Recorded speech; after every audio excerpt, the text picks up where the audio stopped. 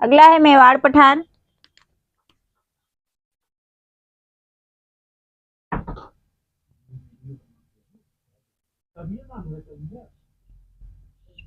मेवाड़ पठार अरावली तथा मालवा के मध्य स्थित है और बनास नदी मेवाड़ पठार की प्रमुख नदी है। ठीक है, 2 पॉइंट है महत्वपूर्ण। अरावली तथा मालवा के मध्य स्थित है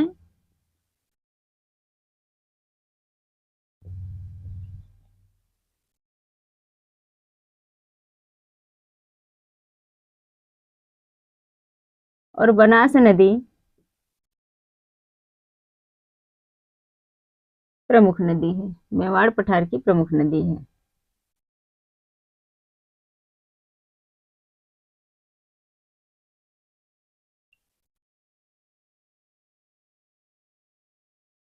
ठीक है, तो इसको भी आप लोग ध्यान रखिएगा। चलिए देखते हैं अगला, शिलोंग पठार या मेघालय पठार या इसे मिकिर पठार भी कहा जाता है। कौन सा है? शिलोंग पठार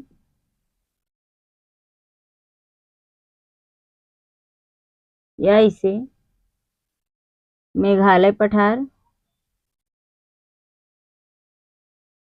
या मिकिर पठार भी कहा जाता है।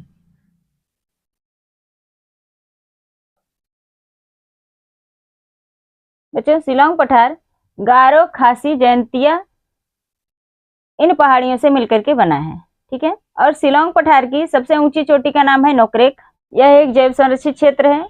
नोकरेक जो है एक जैव संरक्षित क्षेत्र है और नोकरेक गारो पहाड़ी में स्थित है। ठीक है, तो जो महत्वपूर्ण पॉइंट है उसको हम लोग नोट करते चलते हैं। गारो, खासी और जयंतिया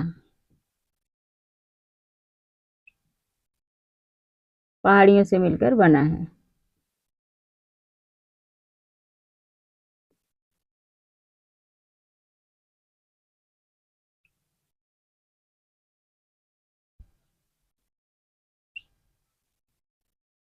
सबसे ऊंची चोटी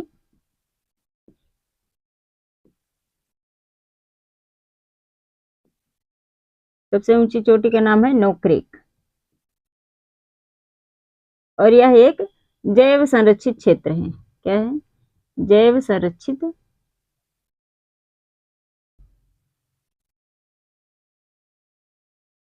क्षेत्र। अगला पॉइंट है, नोकरेक गारो पहाड़ी में स्थित है।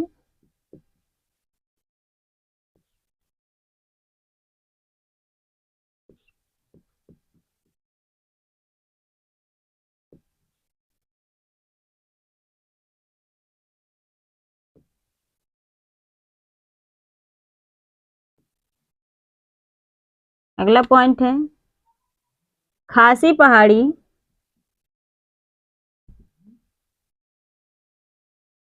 मासिन राम और चेरापूंजी में स्थित है। कहां पर? मासिन राम और चेरापूंजी में स्थित है।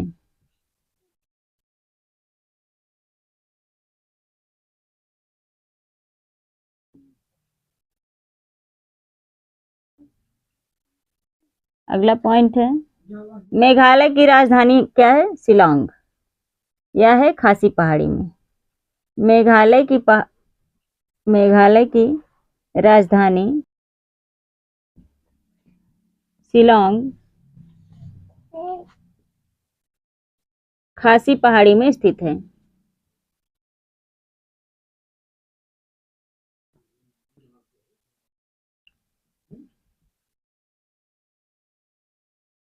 अगला पॉइंट है, लौह अयस्क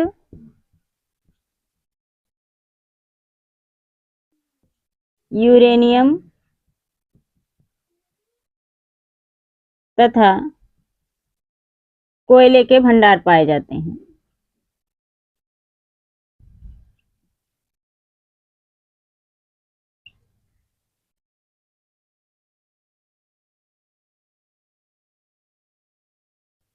ठीक है, तो यह है शिलांग का पठार या मेघालय पठार या मिकित पठार। गारो खासी और जयंती पहाड़ियों के से मिलकर बना है। सबसे ऊंची चोटी का नाम है नोकरेक, जो एक जैव संरक्षित क्षेत्र है। ठीक है, नोकरेक पहाड़ी गारो पहाड़ी में स्थित है। खासी पहाड़ी मासेनाम और चेरापूंजी में स्थित है।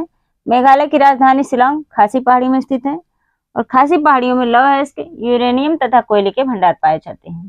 ठीक है, यहाँ तक नोट कर लीजिए। चलिए देखते हैं दंडकारण्य पठार।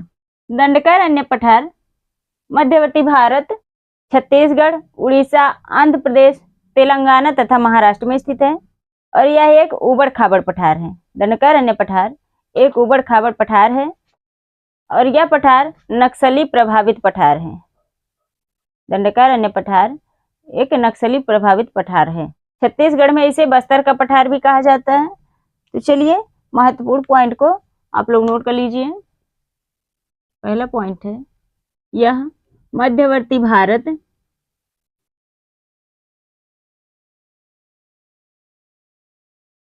छत्तीसगढ़,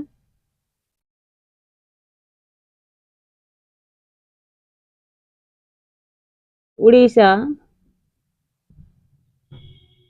आंध्र प्रदेश, तेलंगाना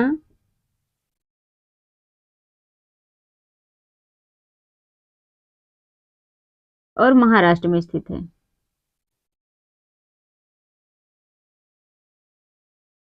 ठीक है, यह एक ऊबड़ खाबड़ पठार है। यह एक ऊबड़ खाबड़ पठार है।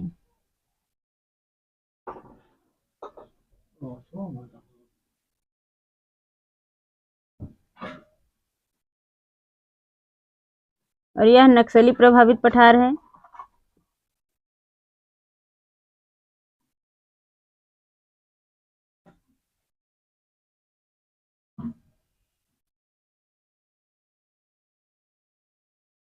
अगला पॉइंट है, छत्तीसगढ़ में इसे बस्तर का पठार कहा जाता है। छत्तीसगढ़ में इसे बस्तर का पठार कहा जाता है।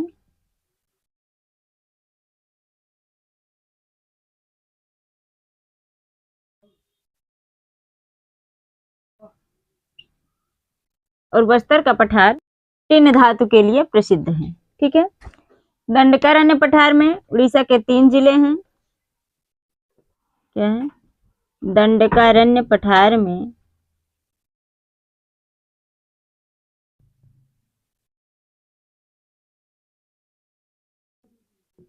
उड़ीसा के 3 जिले हैं।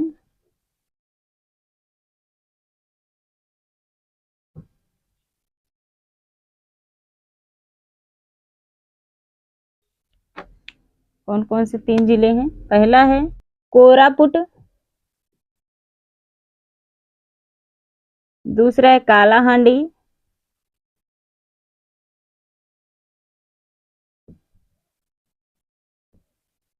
और तीसरा है वेलांचगीर। क्या है? वेलांचगीर। ठीक है, कालाहांडी बॉक्साइट के भंडार के लिए प्रसिद्ध है। क्या है? बॉक्साइट के भंडार।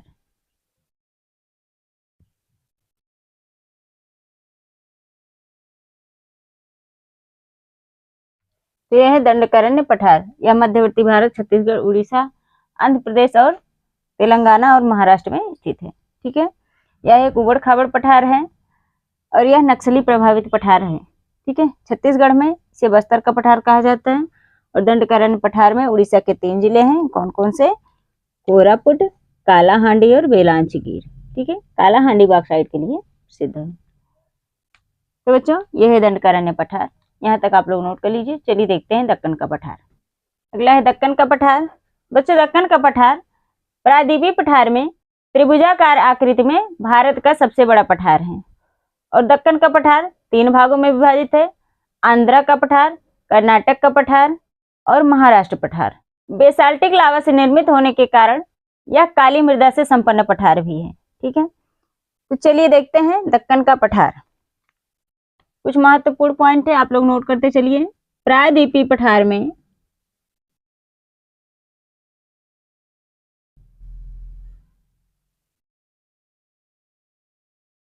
त्रिभुजाकार आकृति में, त्रिभुजाकार आकृति में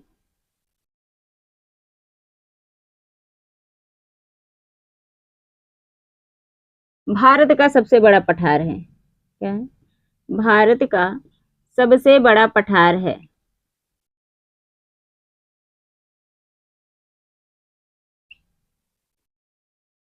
अगला पॉइंट है, यह पठार 3 भागों में विभाजित है।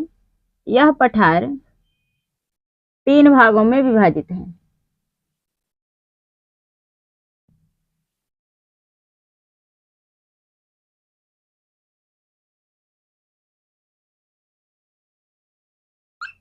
कौन कौन से? पहला है महाराष्ट्र पठार, दूसरा है आंध्रा पठार,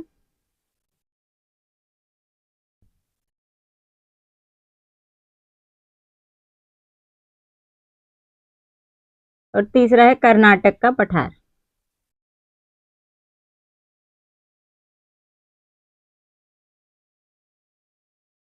ठीक है।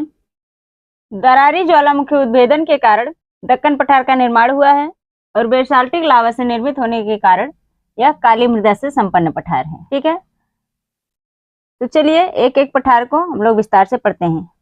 पहला है महाराष्ट्र पठार।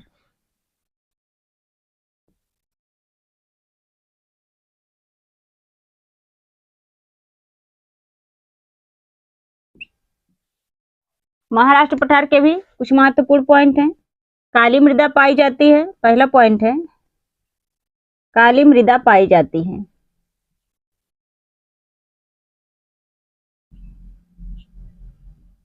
दूसरा है कपास की खेती की जाती है। जहां पर काली मृदा होगी वहां पर कपास की खेती की जाती है, क्योंकि कपास की खेती के लिए काली मृदा उपयुक्त मृदा है। ठीक है। सर्वाधिक नमी रोकने की क्षमता, क्या है? सर्वाधिक नमी रोकने की क्षमता।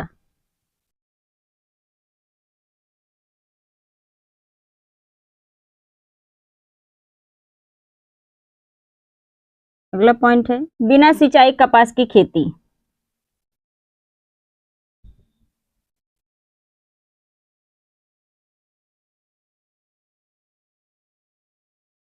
बिना सिंचाई के कपास की खेती की जाती है।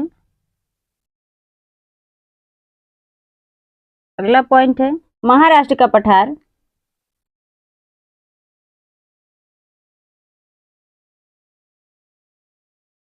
गोदावरी तथा कृष्णा नदी के अपवाह क्षेत्र में आता है। गोदावरी तथा कृष्णा नदी के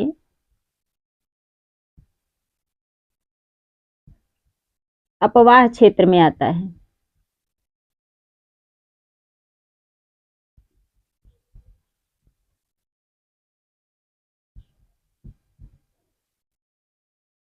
अगला पॉइंट है काली मृदा को स्वतः जुताई वाली मृदा भी कहा जाता है।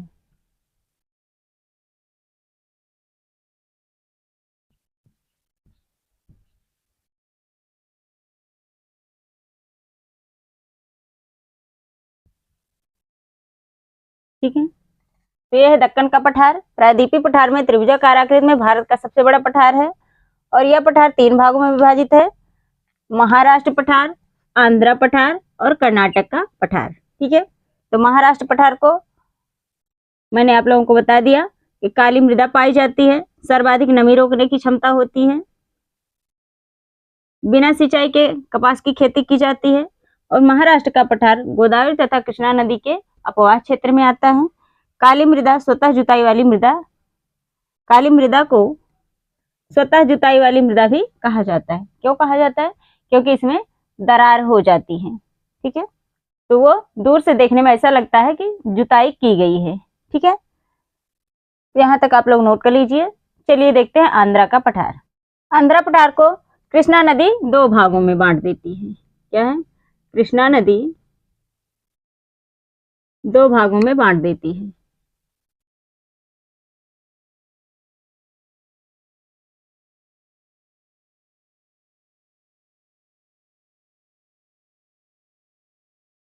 कौन कौन से?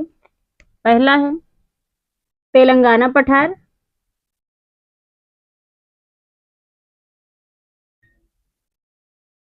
और दूसरा है रायलसीमा पठार।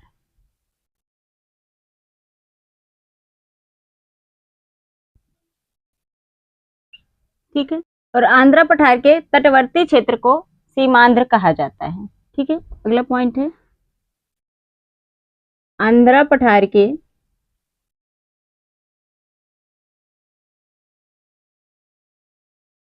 तटवर्ती क्षेत्र को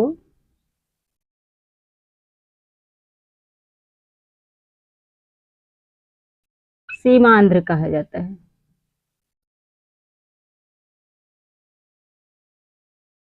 तो ये है आंध्र पठार। अगला है कर्नाटक पठार, तीसरा है कर्नाटक पठार। कर्नाटक पठार से 500 मीटर समोच्च रेखा गुजरती है और कर्नाटक पठार से कृष्णा तथा तुंगभद्रा नदी निकलती है। तो इसके भी कुछ महत्वपूर्ण पॉइंट है, उसको आप लोग नोट करते चलिए। इस पठार से 500 मीटर समोच्च रेखा गुजरती है।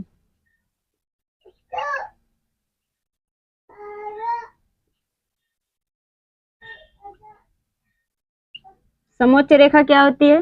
समान ऊंचाई वाले स्थान को मिलाने वाली काल्पनिक रेखा। ठीक है, अगला पॉइंट है कृष्णा तथा तुंगभद्रा नदी निकलती है।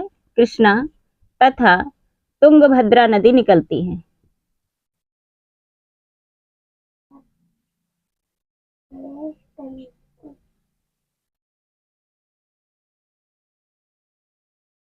अगला पॉइंट है 500 मीटर समोच्च रेखा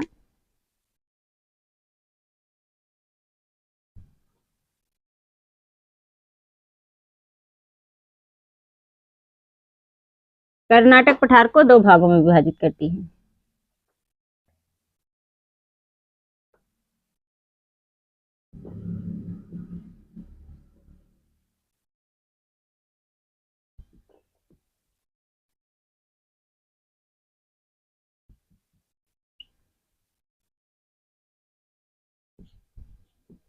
कौन कौन से?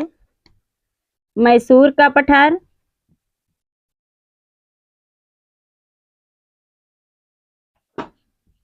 और बेंगलोर का पठार।